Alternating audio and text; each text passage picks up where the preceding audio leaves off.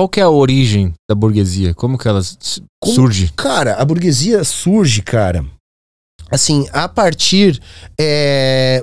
um dos movimentos mais fortes que a gente tem, pra citar como exemplo, mas vai acontecer de maneira mais ou menos parecida em todo lugar do mundo, é os cercamentos das terras lá na Inglaterra. É um exemplo.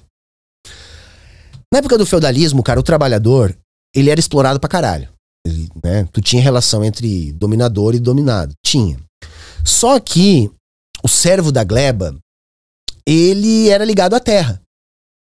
Ele podia morar num feudo que tinha um dono, né, o senhor feudal.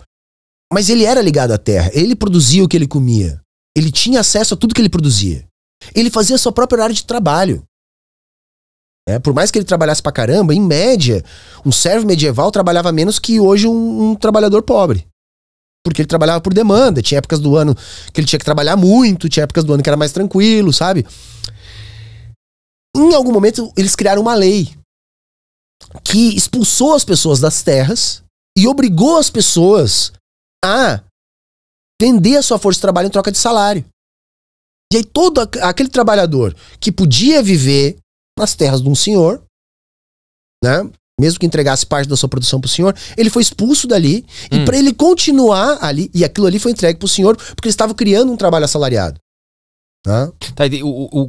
O trabalhador morava no terreno de um senhor e ele produzia para ele mesmo a comida dele e entregavam parte dessa produção pro cara que era o dono do terreno. Isso, resumindo, é isso. E a hora o cara pensou, pô, tem uma ideia melhor aqui. E se eu tirar esse cara daqui e pagar só um salário pra ele? Tá. E aí ele vai produzir, tudo que ele produzir é meu. E eu pago só o salário dele. E aí ele faz o que ele quiser com essa grana. Isso, aí ele vai comprar de mim, inclusive, a coisa que ele produziu. Tá. Entendeu? Entendi. Entendi. Vamos dar um outro exemplo nosso aqui. Cara, qual é a origem da propriedade privada? O Marx chama de acumulação primitiva de capitais, mas vamos falar um português mais claro. É roubo de terra. Pra você ter uma ideia, como é que surge a propriedade no Brasil? Quando os europeus começaram a chegar aqui e colonizar, eles pegavam a terra, botavam uma cerca e diziam, é minha. Virava latifundiário. O indígena podia fazer isso? Não, era proibido por lei. O negro podia fazer isso? Não, era proibido por lei. O branco podia fazer. Pronto, tu criou uma propriedade ali. A origem da propriedade privada é o roubo. O roubo primordial é o roubo de terra. Aí a direita vai dizer assim, bobagem, Humberto. Tinha terra lá, qual o problema de eu pegar aquela terra que tava lá solta, vazia, e botar uma cerca e começar a trabalhar ali, produzir, melhorar e aumentar a produtividade, ficar rico? Qual o problema? Tem vários problemas. Porque aquela terra não tava lá solta, vazia.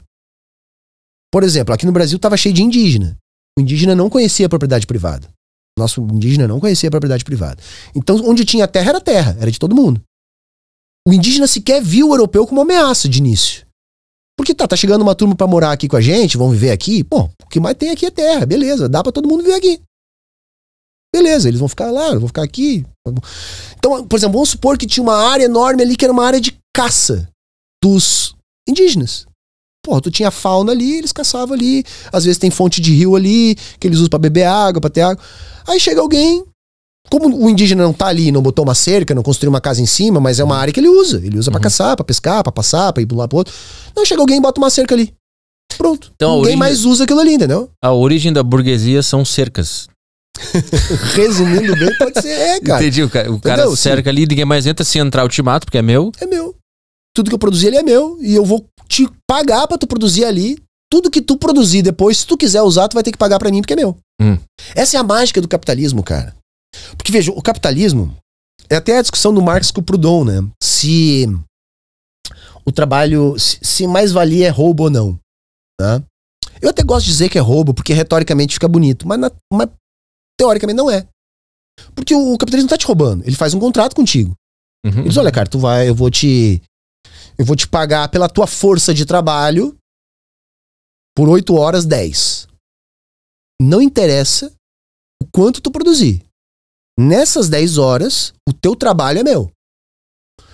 Então, tudo que tu produzir nessas 10 horas, nessas 8 horas que eu te pago 10, eu vou vender depois. E dane-se. E aí que tá a magia, entendeu? Porque eu te contrato. O que eu tô te comprando? Tô te comprando a tua força de trabalho. Então tem uma relação de contrato aí, contratual. Olha, eu vou te pagar 10 por 8 horas de trabalho. Mas se naquelas 8 horas tu vai produzir mercadorias que eu vou vender por 100, isso não vem ao caso. Eu te paguei o que eu te prometi. E é isso. Então por isso que é o que a gente chama de exploração. Porque aí todo o valor foi produzido pelo funcionário. E aí o capitalista, o que ele faz? Ele só pagou o funcionário, depois ele vende tudo. Né? Então por isso que eu digo, é um processo, cara, que é mais violento que o da Idade Média. Sabe, o cara que trabalha na fábrica da GM lá em Gravataí, ele não pode ficar com o carro da GM. Pra ele ficar com o carro da GM, ele tem que comprar. E a maior parte do trabalhador não tem condições de comprar um carro zero no Brasil, nem um carro popular. Não tem. Na Idade Média, o trabalhador ficava com o seu trabalho. Ele tinha que entregar uma parte, mas uma parte ele ficava. Não interessa o que ele produzisse, ele tinha acesso. Agora não. Agora, o que a gente vende é força de trabalho. E deu pra bola. Mas aí, nessa época da Idade Média, você não tinha tecnologias, né? Que o cara produzia um carro, por exemplo. Não tinha tecnologias, mas não tinha esse tipo de tecnologia. Tinha outras tecnologias, mas tinha artesanato, tinha a produção de roupas, tinha a produção de equipamentos agrícolas, tinha a produção de equipamentos domésticos, podia produzir tecidos. Por exemplo, como é que tu ia arrumar um blusão? Alguém tinha que fazer o tecido, alguém tinha que fiar. Tu vai criar tuas ovelhinhas, tu vai depilar tuas ovelhinhas, vai fazer teu fiozinho, vai costurar e vai fazer teu blusãozinho. Mas aí ele fazia pra ele, pra família dele. As pessoas tinham que se vestir. E eu tô tentando entender quando que as pessoas entenderam que elas podiam comercializar as coisas. É que é um processo que é lento, Petri. É difícil de explicar aqui. Porque o que acontece, cara? Durante a Idade Média mesmo, o comércio quase desapareceu. Porque quando tem o colapso do Império Romano, em Roma o comércio era forte, as cidades eram grandes, sabe? Só que o Império Romano, quando cai, cara, ele começa a ruralizar a sua economia. Por quê? Porque a função da polícia é defender a propriedade. E quem mantém a polícia é o Estado. Então tu tinha um Estado que tinha a polícia, que organizava o comércio. Tu entende que pra eu ter uma lojinha numa cidade tem que ter um mínimo de segurança? Tem que ter, né, cara? Porque eu vou botar meus produtinhos aqui pra vender. Se eu mesmo tiver que fazer a minha segurança, porra, vai ficar muito caro, porque eu vou ter que pagar a segurança, sei lá. Tu tem que ter um ambiente público, né, que garanta a existência do comércio. Mais que isso, para existir comércio tem que ter moeda. Moeda vem do Estado. Tá? Roma organizava tudo isso, tinha comércio. Quando Roma cai, ela é destruída por vários povos que eles chamavam de bárbaros, que na verdade não era a mesma coisa, era tudo tipo de povo diferente. Esses povos, eles tinham outras tradições, eles desarticulam o Estado, então tu perde as referências, tu deixa de ter papel de polícia, tu deixa de ter emissão de moeda. As cidades começaram a ficar lugares perigosos. E aí o que começou a acontecer? Quem tinha terra, que era latifundiário na época, né, vai começar a se armar para garantir a sua própria terra. Tipo, olha, cara, eu tenho aqui uma fazenda. Pô, agora não tem mais o Estado para me proteger. Se eu quiser manter a minha propriedade, que eu mesmo vou ter que fazer a minha segurança. O cara era rico, né, nesse processo, porque tinha terra, tinha bastante gente, tinha, enfim, condições de criar uma força de segurança ali. Só que essa pessoa não tem gente pro trabalho. Aí tu pensa nessa turma que tava nas cidades, que daqui a pouco ficou perigoso a cidade. Não tem mais como eu viver do comércio. Tá perigoso. Não tem mais onde eu arrumar um emprego, eu não tenho terra, eu era pobre, eu era um comerciante. Essa pessoa sai da cidade e vai lá pra fazenda.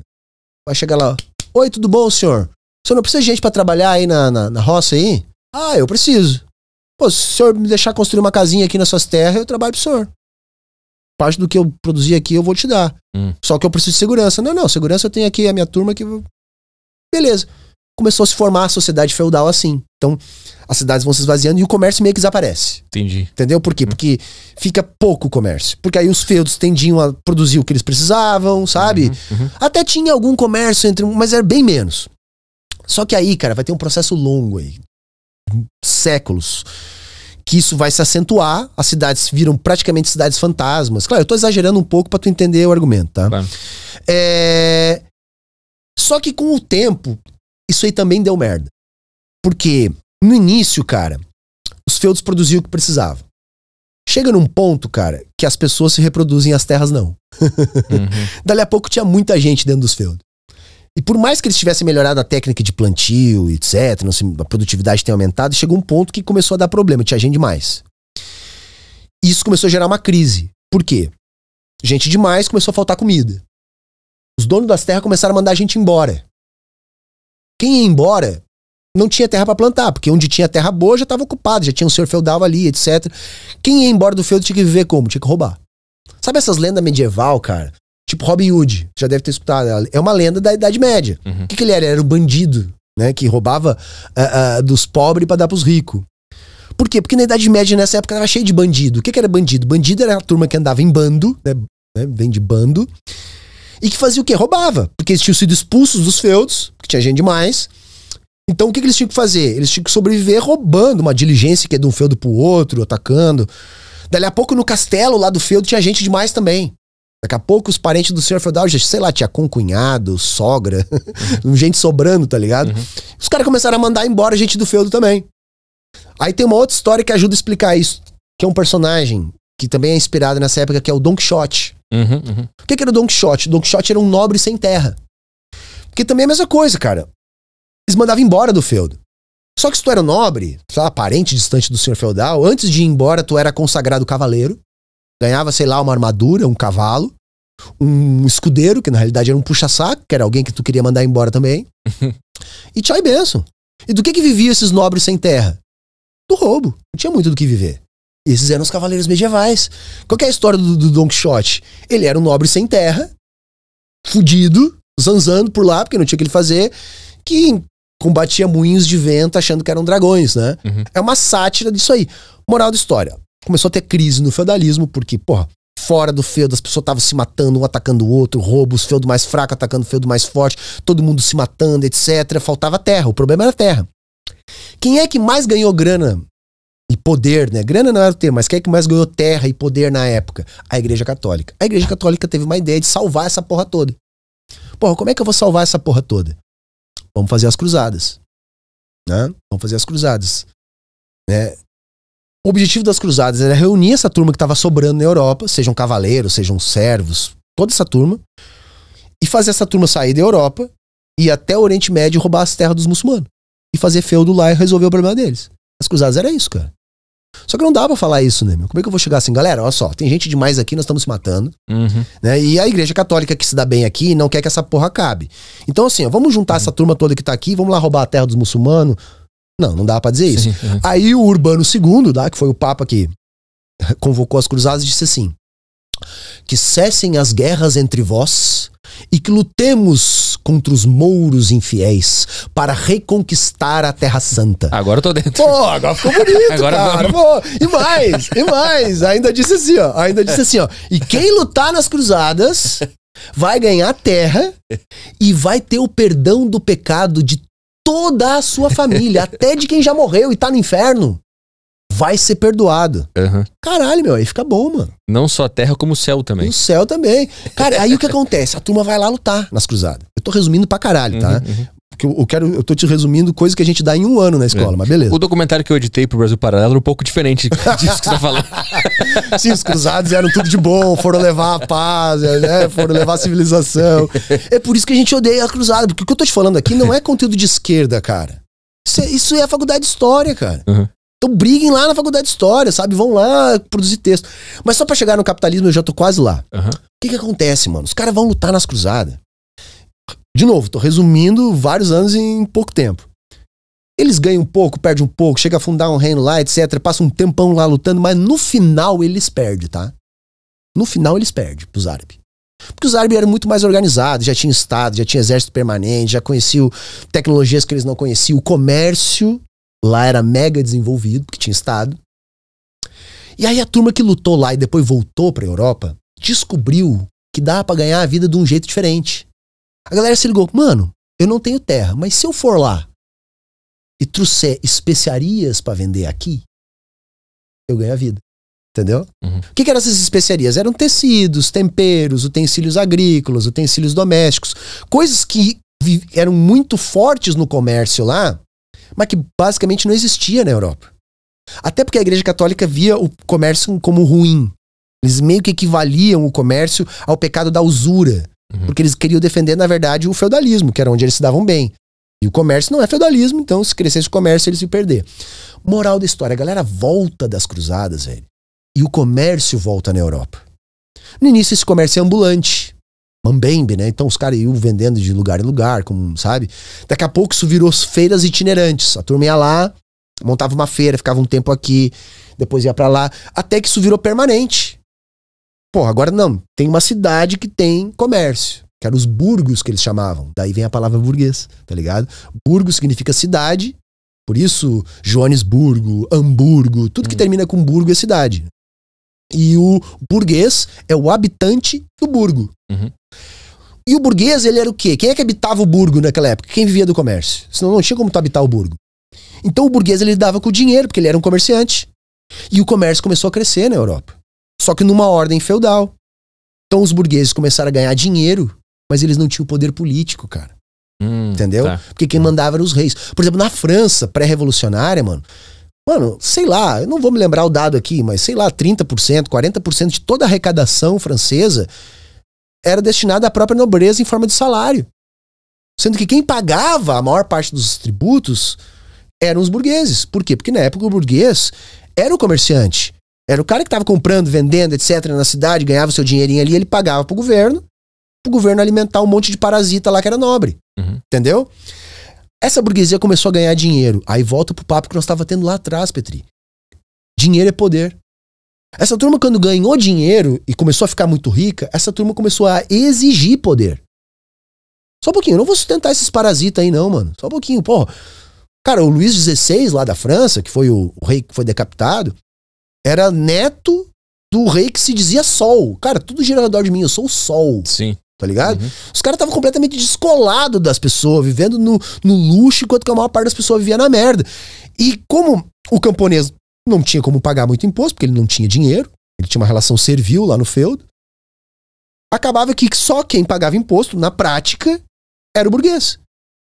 E aí o burguês, só um pouquinho, se sou eu que movimento a grana, eu tô enriquecendo, eu que pago imposto, eu que vou mandar nesta merda. Mas o povo também não tinha se revoltado com essa situação?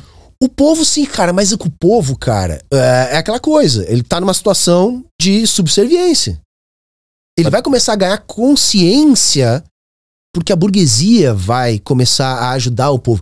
Cara, a burguesia, nessa época, ela era a classe revolucionária.